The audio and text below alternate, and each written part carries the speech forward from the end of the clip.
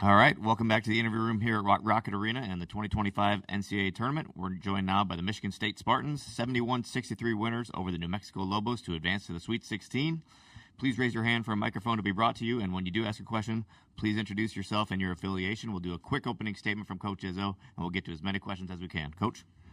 We're going to Atlanta, and all the meals are on you, right, guys? Yeah, I got you. You got me covered? Yeah. Well, opening statement is, another team that really, I thought, played well. The first half of that game, that was as good of a barrage as we've had hit us. It wasn't that we were down a lot, 10 points, but it just seemed like, we weren't guarding and they were making shots. And give them credit. I thought from about the 9-minute mark on, we did a better job in the first half. And I thought second half, even though they shot a pretty good percentage, I think, 48%. I'm not sure there's anybody shot that against us, but they're talented. They're good. And they had a kid, Amzo, played out of his mind. I thought he had 12 at halftime. He's making threes. He's doing everything.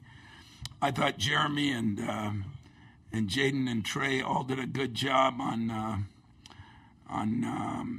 Dent. And Dent is a hell of a player, but I thought we got our break going when we got our defense going, and we rebounded the ball pretty well. I don't know what the final total was, by 6. But that's a talented, well-coached team, and I'm just happy we got the win. I'm happy we showed a little character after we got down and weren't playing very well. Thanks, Coach. We're going to lead off here in the first row. Lindsey Huddleston, Sports Psychology Solutions, SBS. Coach, this is for you. After the Wisconsin win, when you were on the dais. Student athletes first, please. Oh, I'm sorry. No problem. To these guys, what is it like? Coach always talks about a ugly win over a pretty loss. You guys had to grind it out. Jay, you want to talk about what it was like grinding it out? Oh, yeah, definitely. I mean, a win is a win. I feel like good teams find a way to win, and that's what we did. We started ugly. They got out on us in the beginning, but we just tried to stay solid throughout the game. Row 3. Dan Lobby, Cleveland.com, for the three of you. I think it was one field goal in the last 9 minutes of the first half. How much pride do each of you take on the defensive end and winning this game that way? I mean, a lot. We felt like we was getting punked in the first part of the game, so we just made a decision to get stops, and I think that helped us get our offense going. Right side, fourth row.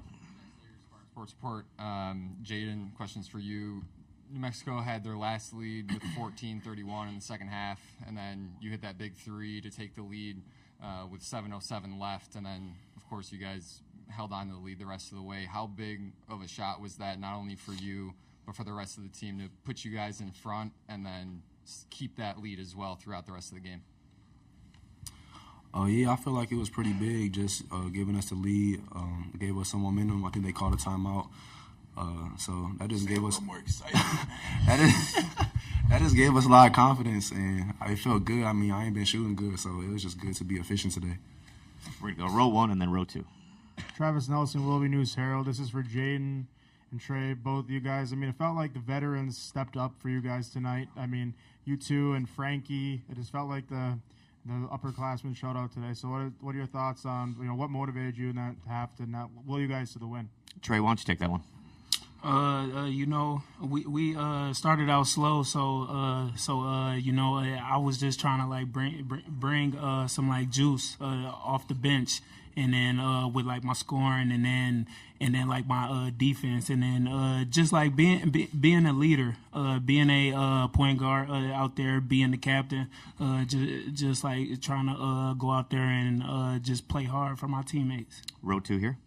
Rico Beard, 97.1. Jaden, as a senior captain, what did you have to say to Jace? He had a slow game, really didn't get it going till late. What was the advice that you gave him? This is just like an anomaly game for him. He never do that, but sometimes that happens. But as you can see, the last 6 minutes of the game, he came in clutch with a lot of big plays, free throws, had a putback. So that's just the type of player he is. He gonna keep playing. Everybody knows how talented he is, but he definitely for the team, and he was gonna do anything to help us win. We're going to take 2 more for the players, row 3, row 1. I guess this could also be for Jane. I'm also asking about Jace. How uncommon is it for a freshman who struggles all game, and then when it gets down to crunch time under the bright lights, for him to show up when it really matters?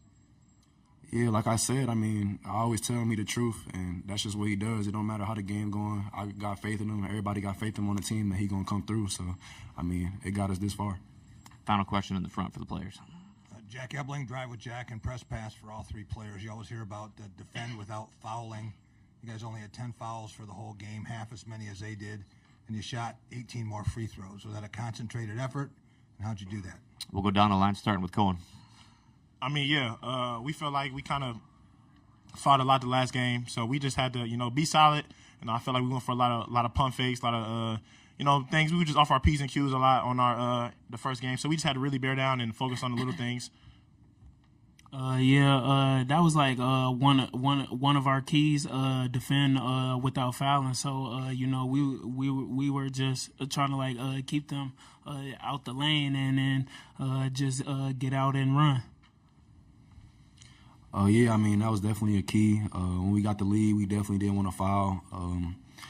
We wanted to keep the game clock going, so that really was our goal. Thanks, guys. We appreciate it. You can head back to the locker room. Congrats. We'll continue with Coach Izzo here, starting in the third row, and then we'll go to the fourth. Nick Lundberg, WJR. Coach Izzo, this is your 16th Sweet 16 appearance in the 27 straight years you made the tournament. What do you think is the key to your success and longevity in the tournament and throughout these multiple eras of college basketball that you've coached in? No, I don't know. I mean, I still think for my whole career, starting my first year when I think we grabbed 26 offensive rebounds against Arkansas, who was one of the toughest teams in America. We've kind of built on that, and we've kind of stuck with it. We still defend and rebound, and Jeremy's starting to really push the ball. We're getting our running game going a little bit, and that's kind of what we are. We defend, rebound, and run, and yet, for the year, we've scored almost 78 points a game. Where we let down a little bit is our free throw shooting hasn't been as good lately, and that has to be addressed this week because in a tournament, that's how you win games. And our defense hasn't been as consistent, and some of that, we've got a couple guys wearing down a little bit, even a couple of our big guys, and we have a couple guys that, sometimes matchup problems. It's not the best teams that win. It's those teams that play the best, and sometimes it's not who you play, it's the matchup. I shouldn't say it's not who you play, but it's the matchup of who you play. And I think we've had a few problems with that, and that's why we've adjusted, going small a little bit. Cohen's really come on big. Frankie's helped a little bit. And, when they were talking about defending without falling, that was one of the major keys because Dent is unbelievable. He gets, I think, 8.5 free throws a game, and he had 0. So we had what we call our 6-eye approach when he should have been seeing 6 eyes every time he had it. And it wasn't perfect, but it was pretty good, and yet it cost us a little bit early with the other guys hitting some threes. Let's go to Justin. Justin Williams from The Athletic. Coach, the pace seemed to really favor them early. How did you guys flip that? I don't know if the pace favored them. I mean, we were going to run. They want to run. To be honest with you, I think what hurt us was we didn't guard, and they did guard. And, and they had a couple guys hit some shots that normally don't, hit those kind of threes. And so they played good. That's a good team. Don't kid yourself. That is a really, really good, well-coached team. And I told you, our margin for error is not great. We're not going to sit there and walk up and out-talent anybody. It just doesn't work that way with us. They know it, I know it, and most of you know it. And that's not insulting. That's a fact of life. Right side here in the front row, Coach. Hey, Tom. Jim Comparoni, SpartanMag.com. What did you see out of Frankie Fiddler tonight? He gave you some important glue minutes and a lift here and there. That's a senior. I'd imagine enjoying an NCAA tournament appearance with Michigan State for the first time. What did you see from Frankie tonight? Well, Frankie plays a little more physical and a little tougher, and probably our fault. We tried playing him at the 3 a lot. He can play the 3, but he's more effective at the 4 when he can get, do some things against guys not maybe bigger than him, but not quite as quick as some of those wings are.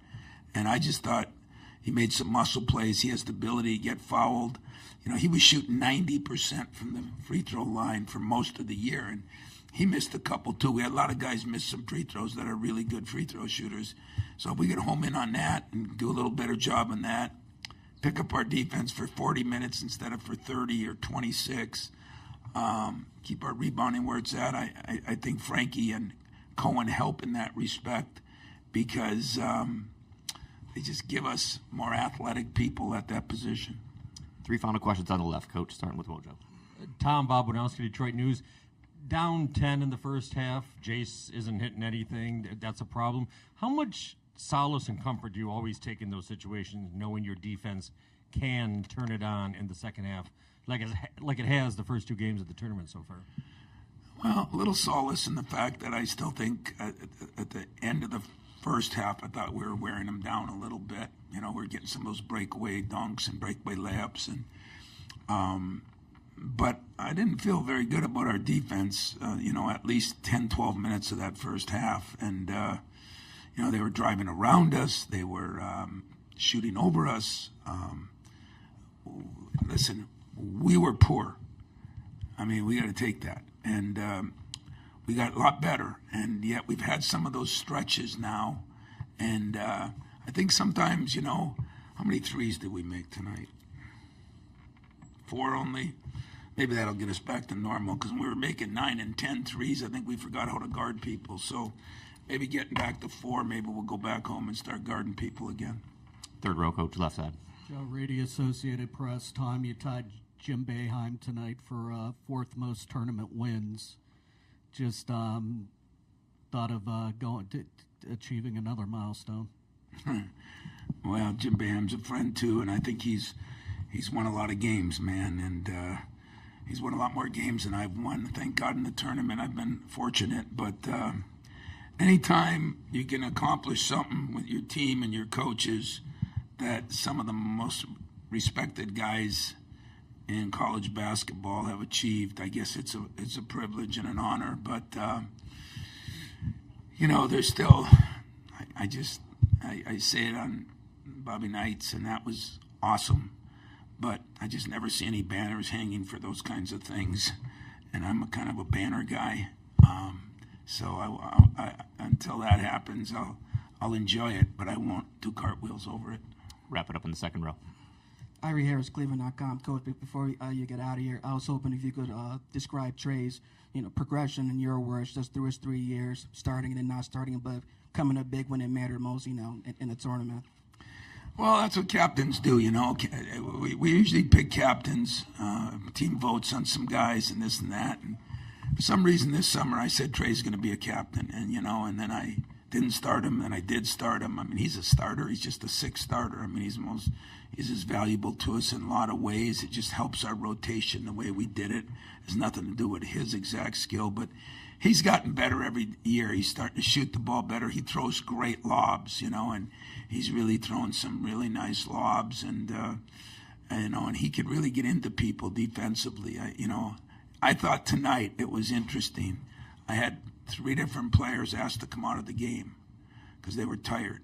That for me was the greatest thing that happened, because that means they're spilling it, and that's what I asked them to do, spill it. And I think we got a little bit nervous or maybe too excited. That happens to Jackson Kohler sometimes, and you burn up your energy that way. But Trey has been solid. He's been a good leader. He's accepted things. He embraced them. And shooting it better, passing it really well, and he can really defend. So I see this as getting better and better and better, and hopefully for a great senior year. But we got some games left. As Jeremy Fears said, I told him the greatest thing that happens in these games is when the last game of the weekend, you try to win the weekend. When the last game of the weekend's over, if you still get to practice, that's a good thing. And first thing Jeremy said, hey, Coach, we get to practice Monday. I said, you're damn right, and I'm going to be excited about it. Coach, thanks. Good luck in the second weekend. Thank you, guys.